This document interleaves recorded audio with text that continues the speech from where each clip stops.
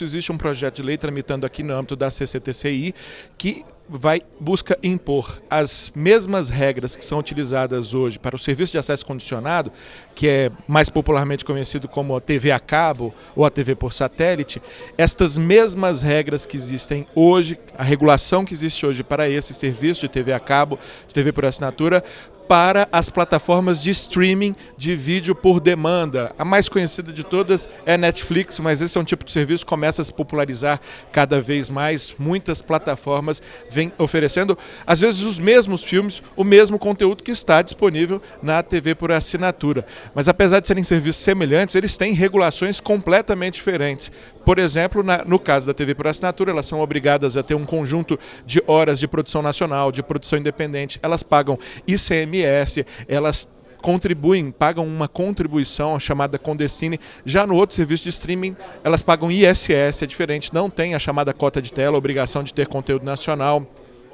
Então, todas essas diferenças, tanto de regulamentação como de tributação, têm sido objeto de disputa entre as operadoras e aí agora está sendo objeto de disputa também entre os parlamentares que estão discutindo esse tema. Em pelo menos 3 projetos e vários outros estão tratando o assunto. As posições aqui foram muito diversas, antagônicas em algum momento, e a gente vai tentar, de certa maneira, cobrir aqui todas as posições que foram trazidas. O primeiro que eu convido para falar conosco é o Marcelo Bechara. Ele veio representando o Grupo Globo, o maior produtor de conteúdo do Brasil hoje, um dos grandes players mundiais, sem sombra de dúvida. Veio também em nome da ABERT, a Associação Brasileira de Emissoras de Rádio e TV, mas como a ABERT não fechou posição sobre esse tema, ainda está discutindo internamente, ele falou apenas em nome do Grupo Globo, que atua nas duas áreas. Tem a Globo distribuída pelas TVs por assinatura e tem o Globoplay, que é um Netflix nacional, digamos assim. E a sua posição, eu diria, ela foi um pouco divergente da maioria das posições. Teve quem concordasse com a sua posição, mas uma posição de que não se deve adotar a mesma regulação para esses dois serviços. Aqui algumas falas foram no sentido de que se deve fazer uma nova regulação que alcance os dois serviços. Por que o Grupo Globo é contrário a uma mesma regulação para os dois serviços?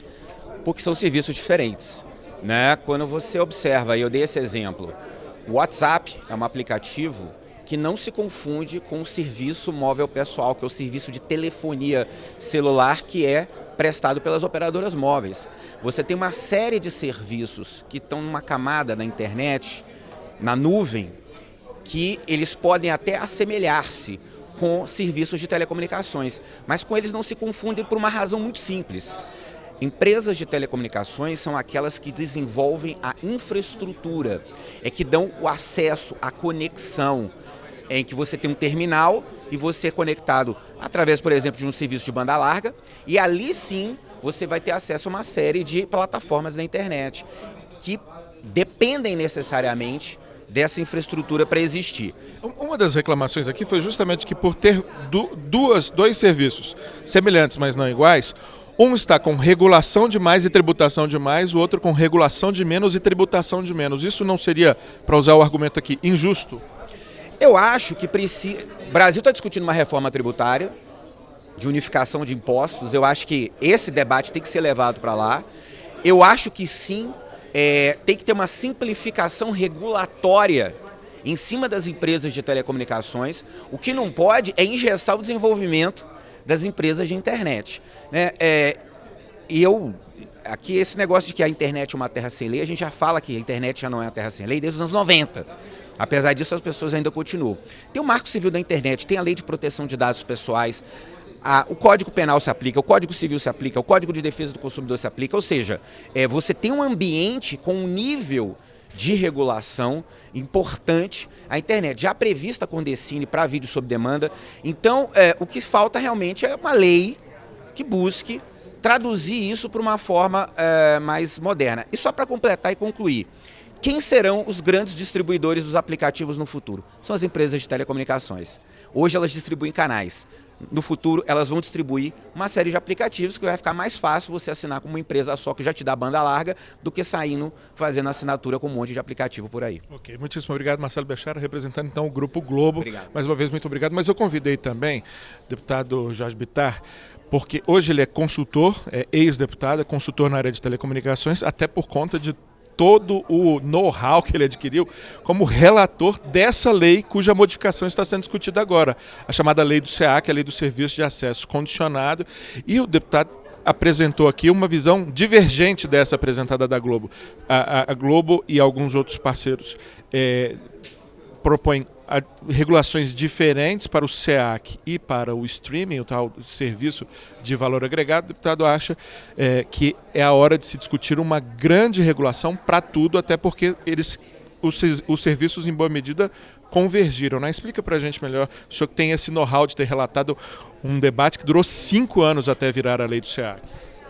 Bom, em primeiro lugar, é preciso se perceber que a internet está se tornando o grande meio, o grande veículo para se distribuir os conteúdos audiovisuais. Quer dizer, o crescimento de serviços como Netflix, o próprio lançamento do serviço da Globo chamado Globoplay, outros serviços internacionais da Amazon, da Apple e etc., que estão entrando no Brasil, recomendam que nós possamos, de alguma maneira, disciplinar esses serviços, porque eles são o futuro da internet.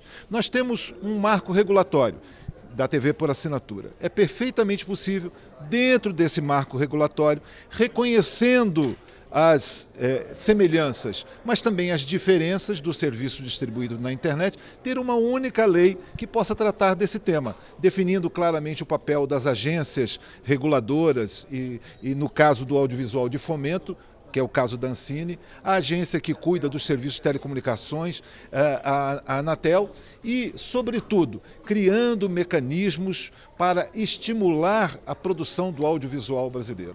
Porque o brasileiro adora ver a cultura brasileira, adora se ver na tela, verdadeiramente. E nós temos conteúdo de qualidade, desenhos de animação, filmes, séries, documentários, ou seja, uma série de elementos que devem ser veiculados na TV por assinatura, devem ser veiculados através dos aplicativos da internet, e para isso é preciso que as grandes empresas, sobretudo, financiem, apoiem o financiamento da produção audiovisual brasileira e que a gente tenha uma agência fortalecida que possa regular isso. E que quando você compre um serviço na internet, por exemplo, Netflix, quando aparece ali uma série de ofertas, né, de produções, dramas, séries, comédias e coisas, que haja sempre um espaço para divulgar ali também os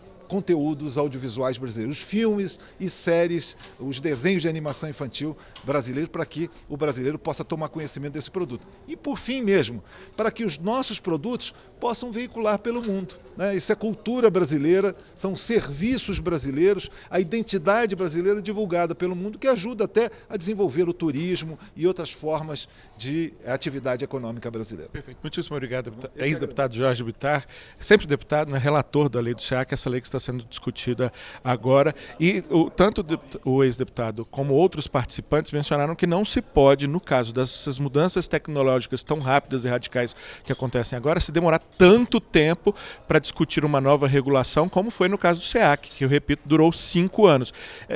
Uma das posições pedindo cautela, mas ao mesmo tempo algo de pressa, foi do Roberto Franco, que representou aqui o SBT e teve uma fala principalmente no que diz respeito a que a nova regulação precisa levar em consideração a altíssima concentração de mercado existente hoje, porque é para isso, em boa medida, que as regulações servem, né, Roberto?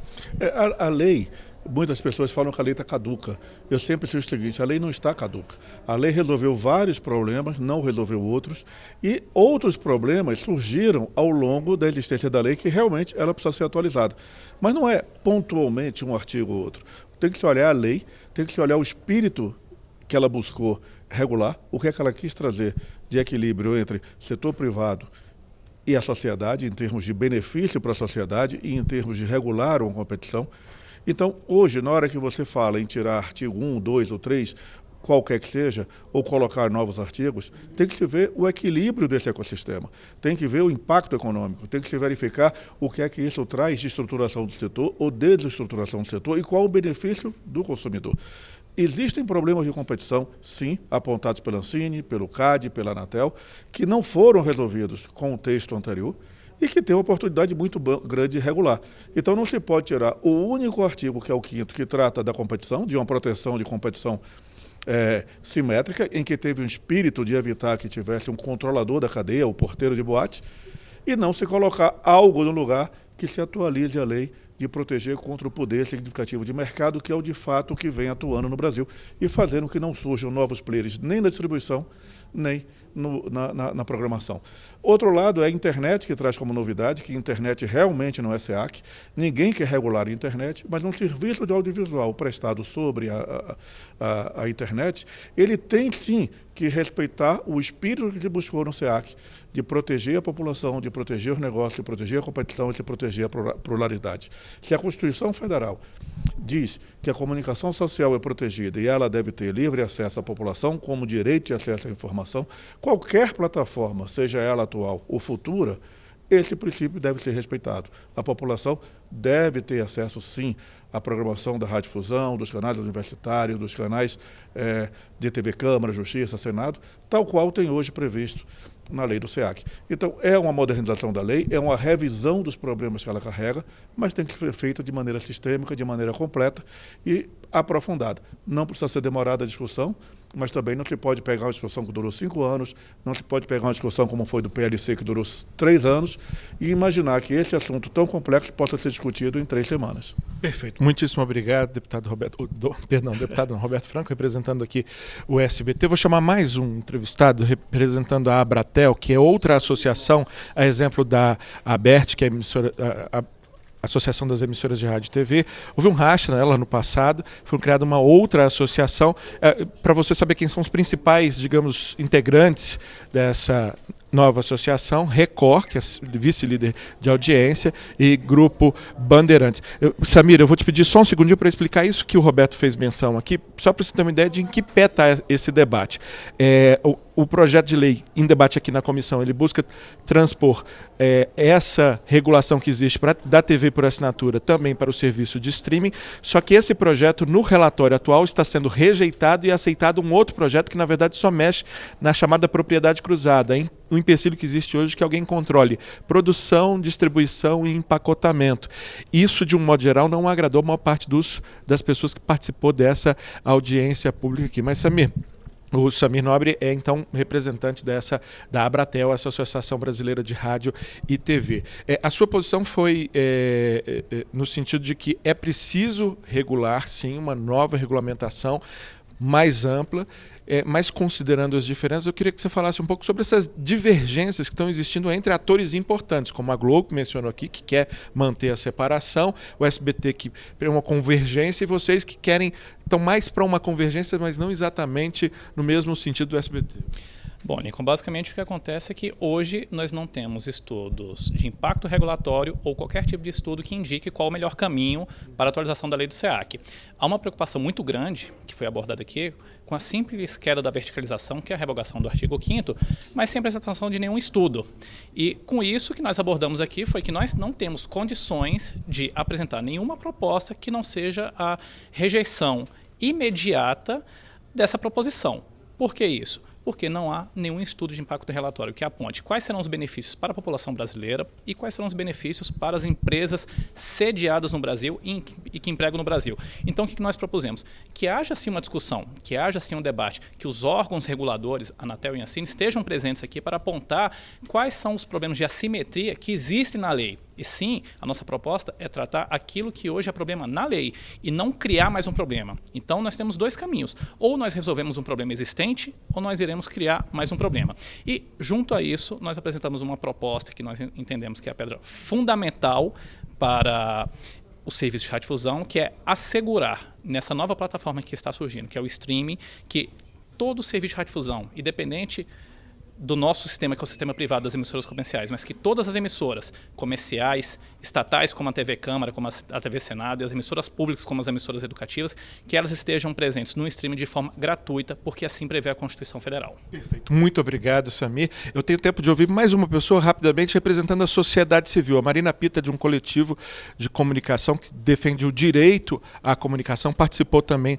do debate, numa linha também de que o tema é complexo, ele merece uma regulação amplamente complexa, não seria esses projetos da forma que estão aqui que dariam conta dessa complexidade na visão do Intervozes, né, Marina?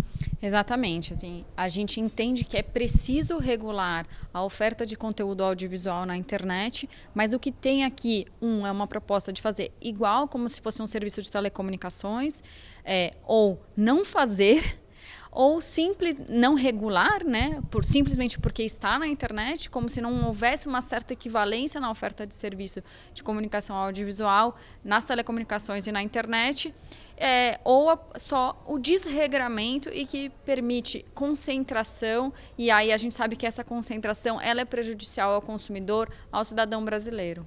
Perfeito. Muitíssimo obrigado, Marina Pita. O assunto já é complexo em sua natureza e aí nós temos o fato de que temos, regulando esse tema, a Ancine, a Agência Nacional do Audiovisual, que trata do conteúdo, a Anatel, a Agência Nacional de Telecomunicações, que trata da estrutura que transporta, né, esse conteúdo, e ainda temos o CAD, o Conselho Administrativo de Defesa Econômica, que cuida da concorrência, ou seja, é muito ator nessa disputa. Muitíssimo obrigado mais uma vez.